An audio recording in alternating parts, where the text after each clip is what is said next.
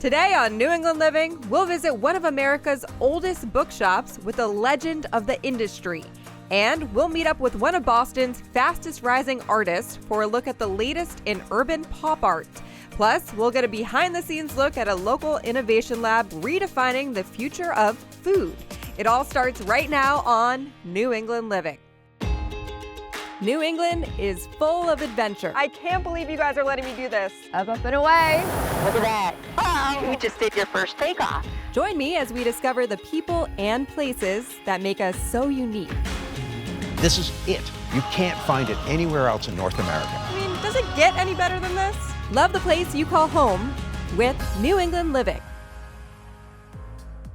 Thanks for joining us today on New England Living. I'm your host, Rachel Holt.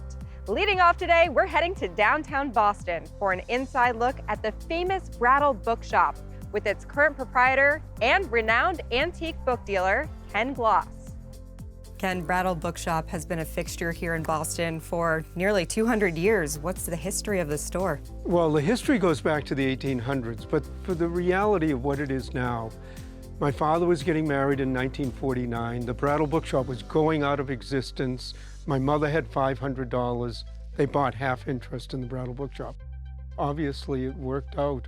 What made you want to carry on this tradition? Well, it's actually interesting because I've always loved the books. I mean, I grew up with them. My parents say my first word was book, and I love talking about books, to say the least. The problem is when you ask me about books, it's not getting me to answer, it's getting me to stop answering. I can just go on and on and on, and most people will put up with it, and most people enjoy it. We are surrounded by books and books and books. Where are you sourcing all of these books from?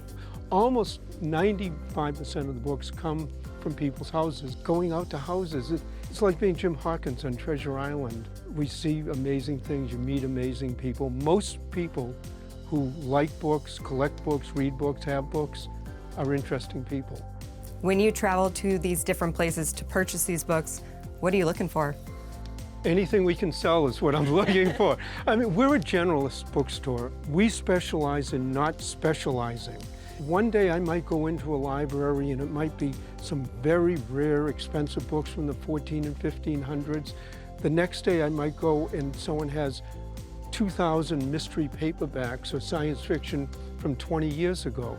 Yes, we're always looking for the thing we haven't seen, the customer that might want something and has been looking for it. But many times what surprises you is what you don't think you're going to see, and then it shows up in an estate or library, and it's something new. I cannot possibly guess. How many books are in the shop? Well, we've never had an exact count, but there are probably somewhere around 100 to 150,000 books in the shop. And it also depends on, well, if I go out tomorrow and buy 20,000 books at a house, probably in a week there'll be 20,000 more. We have 2 floors of general used books. We have a 3rd floor with rare books and autographs and manuscripts. We also have outside tables at $1, $3, and $5, all day long, all year long. We cover the whole gamut. Throughout the 3 floors here and outside, describe the selection of books we can find. It's almost every subject, every area of every field that you can possibly imagine. But depending on what we got yesterday and what estate we went to, it's constantly changing, which is, I think, one of the reasons people come in. Our outside tables, in a way, I look at them as a big monster, and you have to keep feeding it. And what you feed is you shovel books into them. Otherwise, the store would just burst. We buy thousands of books every week. Every time I've passed by your bookshop, I've always wondered this one thing. How long does it take to set up the outside each and every day? Their carts that are on wheels are all in the aisles of our 1st floor. We open a side door and people start rolling out the books on the carts. And that whole process takes 20 minutes or so. Some of the books outside sell for as little as $1. Yeah. And then you have books inside that are upwards of $100,000. Is it safe to say that there's a book for every single person in here? That's one of the sort of things that makes this store unusual and fun. It depends on 2 things: what you're looking for, and I guess to some degree how much money you have. We're here on the floor of rare and antique books. First of all, what makes a book antique? Well, usually people say 100 years old or more, but it's more what the subject is. A book can be incredibly rare. There may be one copy in the world, but if there's nobody who wants it, it's not valuable. The person who wants it might be rarer than the book. On the other hand, some of the books that get good prices are popular books that a lot of people treasure and hold, and because there's a lot of demand, the price can be quite high, even though you can get it if you can pay the price. As far as trends that you're seeing, is there anything that's really popular right now? It's always changing. I mean, what people were buying 20 years ago is different than this year, and you see the changes in time. But the one book that we have a constant ask for is Make Way for Ducklings, which you can buy new off the common at $20, or we had a first edition of Make Way for Ducklings for $20,000. We sell both. Of all of the things that you've done, I think personally, one of the coolest things is you've been a question on Jeopardy. Looking back on it now, it was a number of years ago, but looking back on it, we got a call once. They asked what a Gutenberg Bible would be worth. The Gutenberg Bible is the first printed book, 1456. It's the establishment of Western education in a way. About 6 or 8 months later, my wife and I, we like to watch Jeopardy. Then this question comes up. Antiques Roadshow veteran Kenneth Gloss put a $25 to $35 million price tag on a first edition Bible printed by this man. Joe. Who's Gutenberg? Yes.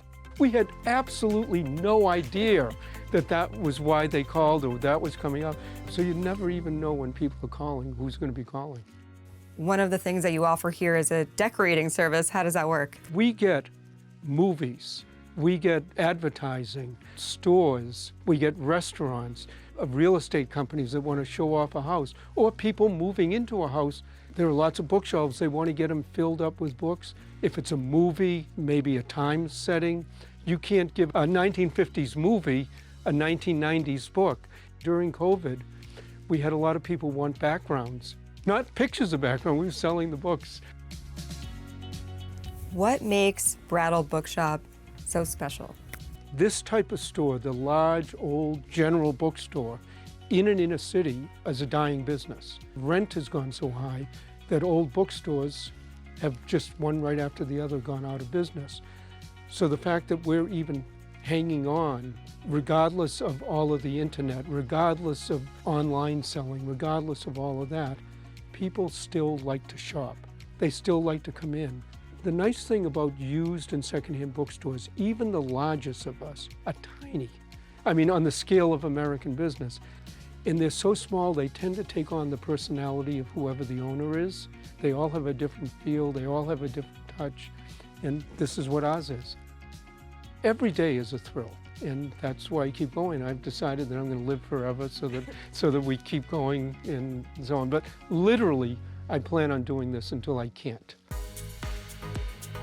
Coming up after the break, we'll meet a local muralist gaining national attention for her artwork when New England Living returns after this.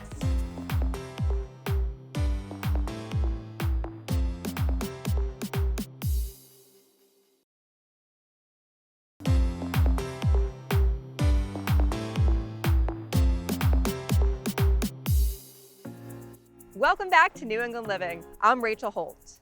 Up next, uniquely talented and creative, Blind Fox is taking the art world by storm. You go by the name Blind Fox. You're an artist with such a wide range. How do you describe your style? I would describe my style as a mix between pop art and street art. Also, I do so many different things with so many different clients. It's just kind of a wide range of collaboration. It's a little bit of everything.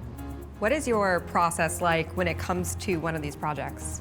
Well, the first thing I do is I meet with the client and get an idea for their vision, color schemes, what they're going for, and then I kind of mix in what I do with what they want to do.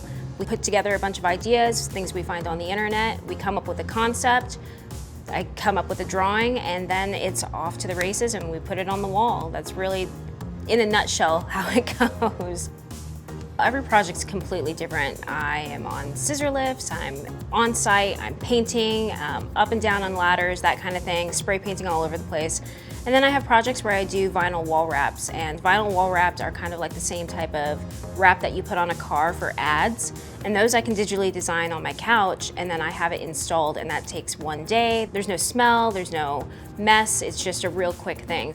When you're talking about large-scale artwork like the kind that you're doing, there's a lot of trust involved there. So what was your first big break? I actually did a couple paintings for George Foreman's the Everybody Fights, the gym here in Seaport. So that was one of my first big jobs that I did. After that, you know, people see the work coming to the gym and see it around town, and it just kind of grows from there. Since that first big break, how has your business evolved?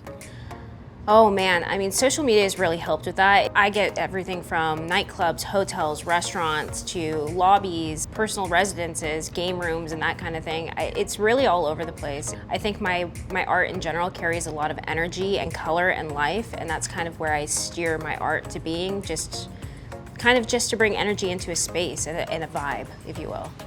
Talking about social media, when people go to these places, a lot of the times they're looking for that nice photo. How does that play into what you do? Well, that is one of my main focuses when I start designing. I know that when people leave their house, it's so expensive to go out these days that you are going to a place where you want that kind of vibe, that energy. That person that's from out of town, you have to say, oh, you have to see this restaurant, you have to see this venue. Everything is kind of geared around making sure that you get that full experience when you get there, and you get that photo for your social media when you leave. You have a background in the restaurant industry too, so does that kind of play into knowing what experience the patrons are looking for? Oh, absolutely. You know, you just want things that are really energetic and not sleepy. Stuff that you would find in your normal house, you don't want to see that when you go out. You want something that's fun and unexpected. Basically everywhere you go, you want to walk in and feel that, wow, that's cool. I know I'm not alone in this, but when I look at one of your murals, the biggest question I have is how long did it take to make something like that? It really depends on the size, how far it is off the ground, what the medium is, because I do so many different things. And it all comes down to planning. Like, you have to really plan ahead and have all of the supplies that you need to make sure you get done in a reasonable amount of time, because it can take forever. The mural that I did here at PKL, that one took me approximately 4 days. You've covered every inch of the walls here at PKL. Describe the artwork that we can find here. So originally when I saw their logo, which was a space monkey, I thought this whole venue had to be space themed. So everything is kind of geared around looking like outer space, starting from the big monkey mural, which is Ernie. Around that, we went for an abstract wall and then a drip lounge. And then we have a gigantic UFO that's abducting whoever wants to be abducted, and it was based around being for social media so people can stand in the photo and be abducted. These murals are taking up entire walls from floor to ceiling. How do you have this vision for what this huge space is going to look like? You know, I'm creatively crazy. It's cartoons in here all the time. So, you know, you just see walls and you think, how can I blend in this cinder block and make it look nice, which is almost impossible to make cinder block look nice. But you figure it out. You can do it. You mix colors and you want to make sure that furniture matches and that everything pops and everything looks unique. This is not something the average person is going to have in their living room. So when you come here, you want to be excited and see these things. Your artwork is truly different than anything I've ever seen before. Where are you getting your influences from? I'm really influenced by like Andy Warhol and Lichtenstein, the street art that I grew up around. I grew up in San Diego and Los Angeles. I lived in New York City for a long time, lots of graffiti, always in my neighborhoods, and it is artistic in a different way, but when I mix it with the pop art and the colors, it just has a different feel, and I just feel so inspired every day living in the city. I'm always just filling my mind with art, whether it's through Instagram or any social media platform. I'll go to museums, I'd love to travel. If you keep your eyes open, there's always art.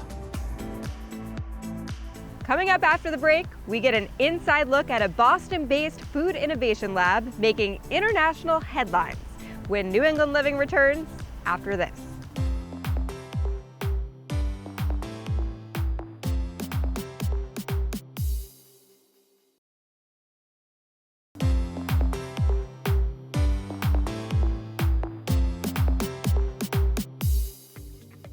Welcome back to New England Living.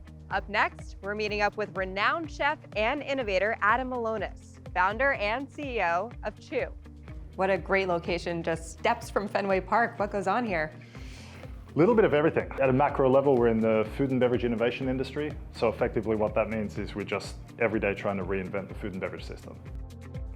Over the years, we've seen, unfortunately, what poor eating and drinking choices have done to the population. So I think helping people understand that delicious and nutritious are not mutually exclusive notions. So we're kind of here to bridge that gap. And if you then couple the challenges of climate change and the fact that certain major global crops soon won't be available, there's an absolute need right now, before, and in the future for companies like Chew. So you're from Australia, you've lived all over the world. How did that lead you to this? I had restaurants all over the world. I woke up one day and realized I was in the business of expensive food for rich people, which was so amazing for my ego, but it was never making an impact in the world. And what I said was, we get this like finite life to live, and the idea is that let's create the maximal possible impact with each and every day of that. So I started Chew 10 years ago now to really try to go after the solutions that make the maximal impact for the widest possible part of the population. Give us an idea of some of the products that you're working on here. I would say, not to be a cliche, but I think everyone sees the excitement going on within plant-based meat analogs. I think at its early stage, it was very much about a sacrifice.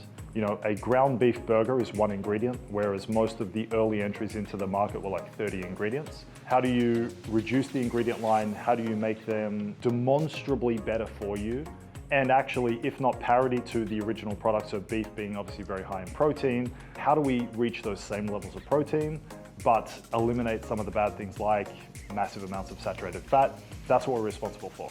What types of brands are you working with? The biggest in the world. For the first many years of the company, we only worked with billion-dollar brands. The reason for that particular trajectory is because that's where we can have maximal impact. And when we can quantify the impact that we're creating to the population in metric tons or whatever the volume is of how much sugar we're saving, how many artificial ingredients we're removing, for me, that's the pride that we feel every single day.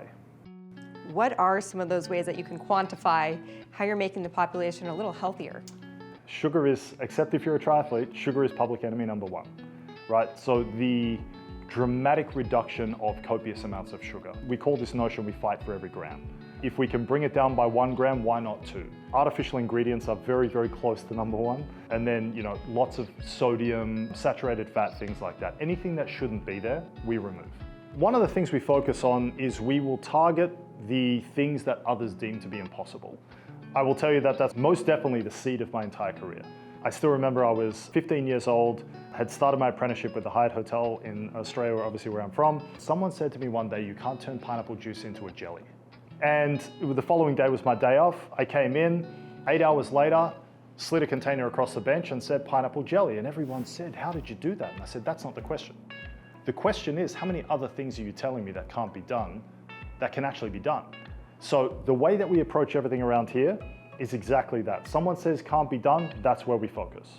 Every challenge we ever have, we put behind it a combination of people that arguably haven't been put behind some of those tasks before. We have restaurant chefs coupled with food scientists, bachelor's, masters, PhDs, engineers, design team, etc. They look at that same challenge, where what we say around here is what we want to achieve collectively, what individually none of us would have ever achieved before.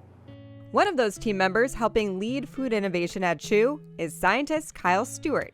Kyle, you're a scientist here. What goes on in the kitchen at Chew?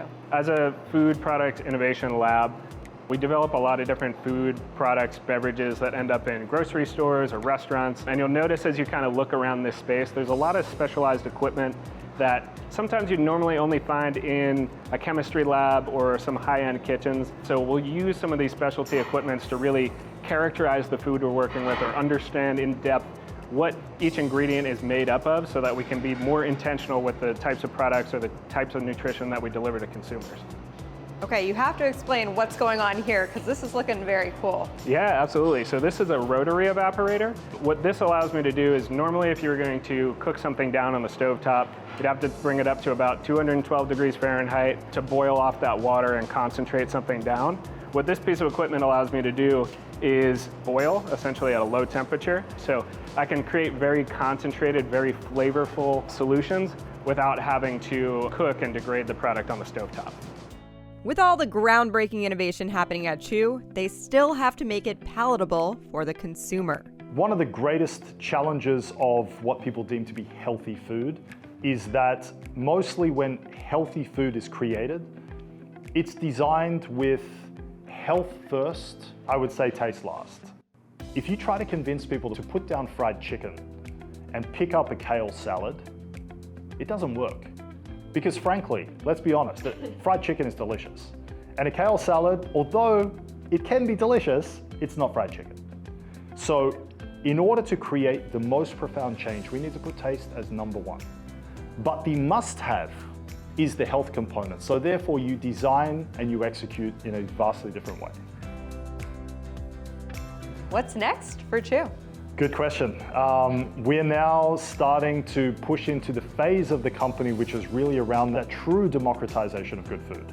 So we've gone into the consumer goods industry for now 10 years to try to make that demonstrably better. I won't say mission achieved, but I will tell you that we've made a pretty sizable impact. So I would tell you it's less about the shiny new objects of the inspiring, exciting new consumer products that we all love to go to. And it's more about how do we target that nutrition in a super exciting way, in a really delicious way, but make it accessible to everybody.